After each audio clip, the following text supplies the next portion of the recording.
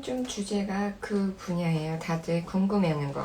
나를 상처 준 이제 남자친구, 여자친구, 연인 혹은 이혼하신 분들 다들 궁금한 것이 바로 상처 준 사람 그리고 남겨진 나. 근데 조금 사람들이 궁금한 게 하나 있거든. 그러면은 사람들은 왜 조상님은 옆에서 뭐해요? 이런 거. 내가 조상님 덕본 게 뭐예요? 이런 것들 있잖아요. 그런 부분에서 조금 설명을 하려고 해요. 예시로 해가지고. 실제로 조상님들 같은 경우는 어떤 선생님들은 조상님을 전체적인 수호령 개념으로 봐요. 수호천사 개념 있죠. 서양에서 수호천사로 많이 설명이 되고 우리나라에서는 이제 조상님으로 해가지고 나를 지켜주시는 분들 이렇게 많이 표현을 해. 근데 이제 조금 여기서 나아가면 조상님하고 수호령을 조금 법당에서는 분리해서 볼 때도 있어요. 뭐 수호령은 뭐하고 조상님은 뭐하고 이 부분은 조금 나중에 한 다음에 자 오늘 파트 그대로 돌아가면 그 남자 그 여자의 사정 속에서 나를 피눈물 흘리고 떠나간 사람은 인과응보를 받는가가 중심이 될 거예요. 정말 벌을 받을까? 한마디로 열려라 창의 문 이런 거. 오케이? 다들 어떤 생각해? 나를 막 힘들게 하고 떠났어. 근데 나는 너무너무 힘들어. 맨날 며칠 힘들어. 그러면 다들 저 사람 행복한 거 꼴보기 싫겠죠. 그리고 저 사람도 잘 지내는 게 조금 예의가 있는 사람이면 좀 미안할 수 있고 사과도 충분히 하고 싶고 사과 안 받아주면 거기에서도 안타깝겠지만 어떤 사연과 경우에서 일어난 걸 보면 예시로 한번 그런 적이 있어요. 어떤 사람이 이제 자기가 남자친구랑 여자친구가 있는데 싸웠는데 이제 한쪽에 연인 사이에서 일이 좀 일어난 거예요. 집안일이 좀 일어났지. 근데 그런 개인 사정적인 거는 사실 연인 관계에서 터치할 순 없는 거잖아. 이렇게 하면 어때? 저렇게 하면 어때?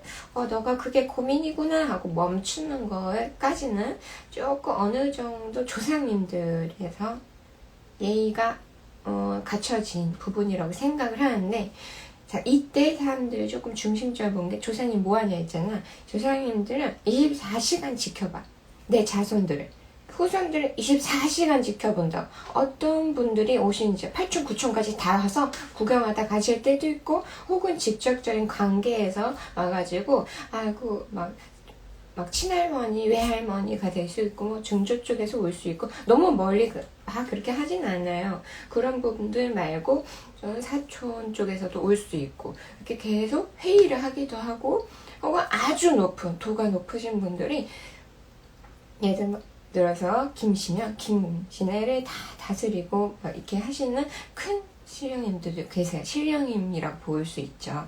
그렇게 조상 신령님들이 계속 보면서 삼신할머니와 합의를 해가지고 애도 넣고 무자자손도 점지하고 애가 안 태어나는 집안이지 무자자손도 점지를 하고 여기는 대를 끊자 이렇게 정리도 하고 얘는 애를 좀 많이 주자 하고 다산자손으로 선택하기도 하고 막 그런단 말이지. 근데 이때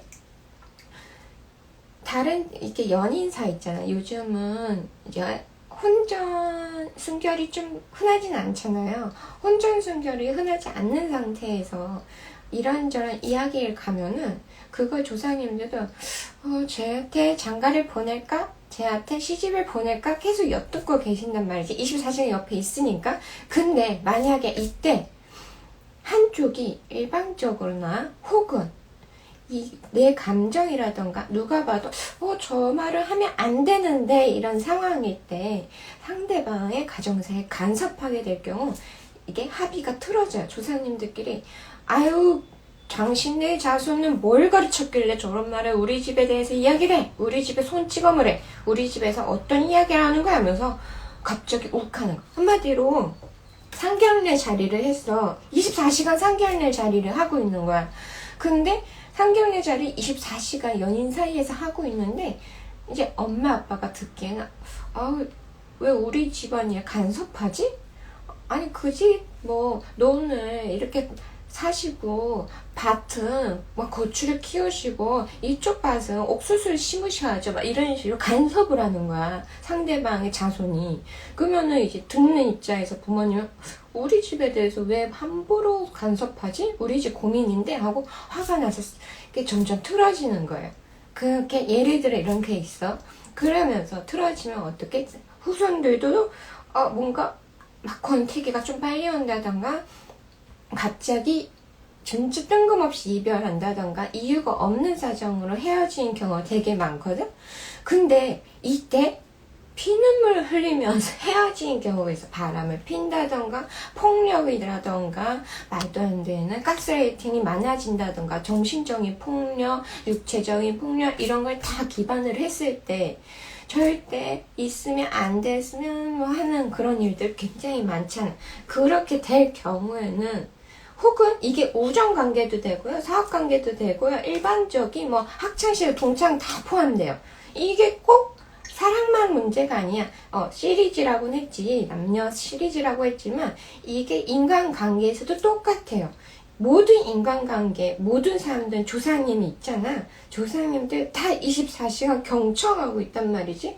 우리 후손 누구 막 도와주고 누가 이렇게 악담을 하고 누가 이렇게 폭력적으로 하고 내 애를 이렇게 힘들게 할까 하면서 혹은 내 애 소원이 뭘까 하고 경청을 하는데 이때 좀 단면적인 분들이 있고요. 고차원적이신 분들이 있고 이게 조상님의 얼마나 빌어주시냐에 따라서 그것도 많이 달라지기도 하고 굉장히 복잡해요. 이게 조상님 주려고. 아무튼 결론을 듣고 계신다는 거야. 그리고 나서 피눈물 흘렸어. 다시 돌아가면 피눈물 흘리고 있어. 제가 막 바람을 피거나 나한테 성병을 옮는다던가 에이즈를 걸리게 했다던가 아니면 나를 가정폭력 피해자로 만든다던가 혹은 학교폭력 피해자 가해자들이 피해자한테 피해를 입히고 사과를 안 한다던가 이런 아주 불쌍적인 거. 돈을 빌렸는데 내가 빌려준 이제 업자한테 돈을 받지 못한다던가 정말 막대한 피해를 입었어. 예를 들어 마음의 피해들을 막 입었단 말이야. 그러면은 거기에 대해서 바로 일이 일어나진 않아. 언제 일어나는지 이 얘기는 해줄게요. 자, 첫 번째는 가끔씩 자, 인간적인 얘기를 해보고요. 조상님들은 사람이었어요. 사람이 죽어서 조상님이 된 거야. 후손도 사람이잖아. 동물이 아니잖아, 다들. 그러면은 은근슬쩍 힌트만 주고 표정으로 주거나 표정도 감추시는 분도 있어요. 그러면서 1차적으로 경고가 점점 시작이 돼. 어떤 거? 트러블이 나기 시작해. 제가 괜히 싫고 트집 잡고 싶거나 합의가 나지 않고 이게 무당 선생님들끼리 또 만나면은 이제 합의가 할 때가 있거든요. 이렇게 일할래요, 저렇게 일할래요, 이렇게 막 하는 거 있어. 근데 그럴 때도 약간 삐그덕삐그덕 할 때가 있단 말이에요. 이게 신령님들끼리도 약간 티격태격이 있다, 언쟁이 좀 있다는 거예요. 언쟁이 맞지 않으면 무당 선생님도 조금 불편할 때가 있어. 그거랑 비슷해. 한마디로 사람과 사람 사이에서 사업 계약서가 계속 왔다 갔다 하는데 대화가 안 되면 짜증이 나고 이 회의를 왜 하는지 모르게 막 이렇게 힘들잖아요. 직장인들도 그거 학교 교장 선생님 말 길어지면 졸리잖아요. 그거랑 똑같은 개념이에요. 이렇게 조상님들도 점점 티격태격이 시작이 되고 2차적으로는 그걸 체크해요. 그리고 우리 후손들이 한마디로 사람들이 그걸 잊고 살잖아. 상처받은 걸 잊고 살아. 그럴 수 있어. 걔가 상처 줬어. 김땡땡이는 정말 나쁜 사람이었어. 그거 잊어. 10년 지나고 20년 지나. 근데 거기서 우리가 흔히 많이 발견되는 상황들이 있어요. 야, 김땡땡이 큰일 났대. 김땡땡이 이렇게 살더라. 그럴 줄 알았어. 다들 그럴 줄 알았어라는 표현을 해. 나중에 걔 그렇게 당할 줄 알았어. 걔 그렇게 살더니 이렇게 하잖아. 인간보다 하잖아. 이 상황이 언제 일어나면 아까 말한 것처럼 조상님들 카운트를 시작을 해. 한 집에서 카운터가 들어가는 게 아니야. 그리고 조상님들마다 힘이 조금 다를 수도 있고 어떤 힘이 다르다는 거 이 부분들을 약간 괴략적인 거 잘 약간 장군님처럼 막 들어가셔. 어떤 분들 선녀님처럼 아주 부드럽게 인간관계 쪽에 돌아가시는 분들과 어떤 쪽은 돈복이 좀 많은 조상님들이 있어. 이런 식으로 좀 힘이 다 다르시거든? 근데 그런 부분에서 조상님들이 합이 동참이 되는 순간들이 있어요. 왜?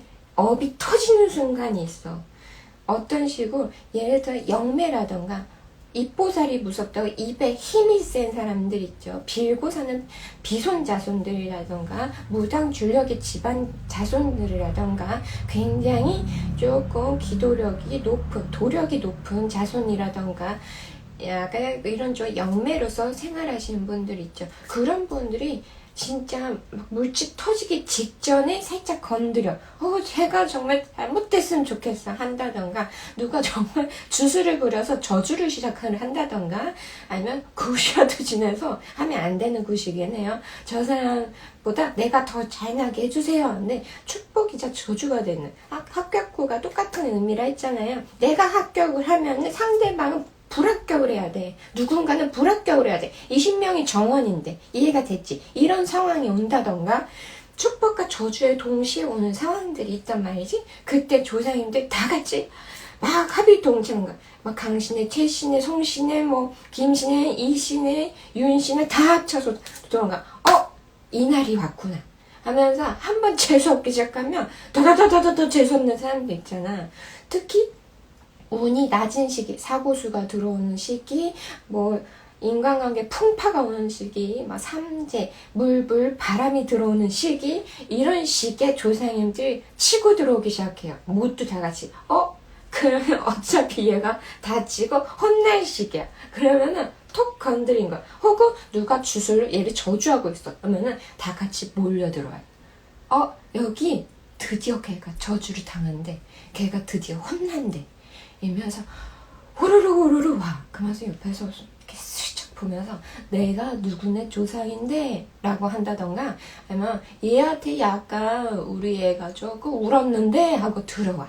그러면 들어오면은 이제 진행자들이 선택을 하는 것이, 아니면은 같이 할래? 하면서 이제 주술을 당하는 사람들에게 합의 동참이 되는 경우가 있어. 이때 바로 인과응보가 진짜 100% 받을 거를 500% 받을 때도 있어요. 왜? 뿔렸으니까. 그만큼 합의 동참한 조상님들 다 오는 거야. 수호령들이 다 오는 거야. 집합한 거 전국에 당한, 전 세계에 당한 분들에 대해서. 자, 그러면 어떻게 살아야 돼? 내가 쟤한테 너 진짜 그러고 살 거니? 못생긴 주제에 막 이렇게 얘기를 해. 그러면은 걔는 트라우마가 돼서 엄청 울어. 자존감 낮아지고 조금 인생이 안 좋아져. 막 이런 식으로 한다던가, 너는 정말 못생기고 뚱뚱해가지고 사귀기 싫다. 나는 다른 여자 만날게 하고 떠나. 바람을 폈어. 이 상황에서. 양다리였던 3다리든. 그러면 얼마나 힘들겠어. 남겨진 사람이. 그런 남겨진 사람들의 조상님들도 똑같아요. 기다려. 그 타이밍을 다 기다린다고. 다들 그 사람 큰일 났으면 좋겠어. 힘들었으면 좋겠어. 이거에 대해서 화내고 싶어. 근데 이제 보통 이런 무교를 믿는 사람들, 불교 친자분들 많아요. 그러니까 내려놔야 힘들어, 막 죽고 싶어 하면서 왔다 갔다 해. 혼란스럽단 말이야. 그러면 동료가 어떻게 생각해? 동료는 그러면은 뭘 자꾸 혼내야지. 괜찮아, 좀 미워하면 어때? 이러면서 어차피 벌 받을 사람 벌 받아. 근데 이런 경우는 있어요. 잘 먹고 잘 살다가 죽었는데요? 이런 것도 있어. 근데 있잖아, 사람 마음이란 게 절대 몰라. 예를 들어서 연예인분들이라던가 유명 인사분들이 사실 우리 우울증이 있어요, 공황장애가 있어요 할 때 다들 어머 그럴 줄 몰랐는데 하잖아.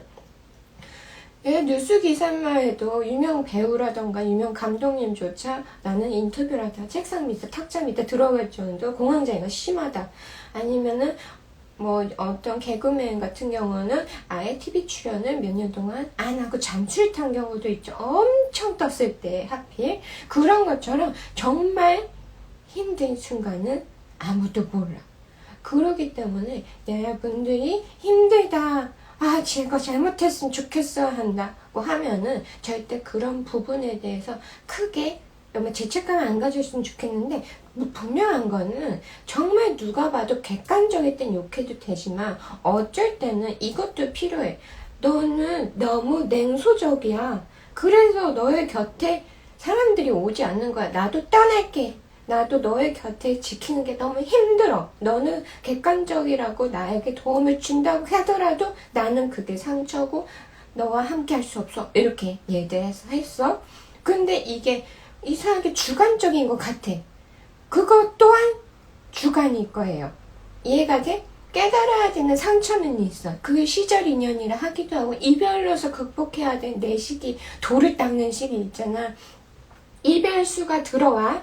어떤 우정이든 사랑이든 들어오는데 그 전에 내가 바뀌어야지 이걸 치고 격파하고 나간단 말이야. 우리 헬스로 하자. 우리 100을 친다고 하나? 10kg를 막 들어. 100을 친다고 하고 막 그래? 근데 이게 250짜리야. 그러면 250을 만들기 위해서 내가 그동안 준비를 해야겠지? 정신머리든 아니면 마음이든 잡아야 되잖아. 그거를 치기 위해서까지 내가 그 시간에 공을 들여야 되는 것도 있어. 그러니까 인과응보라는 거는 사실적으로 존재를 하고 그러기 때문에 사자성어가 있는 거겠지. 그런 부분에 대해서 어떻게 친절을 해야 되고 복수를 하고 싶다면 조금 막 굳이 얘기하고 할 필요는 없어. 이포살로 해가지고 내가 업을 지을 수도 있거든. 이거 구업이 되기도 해요.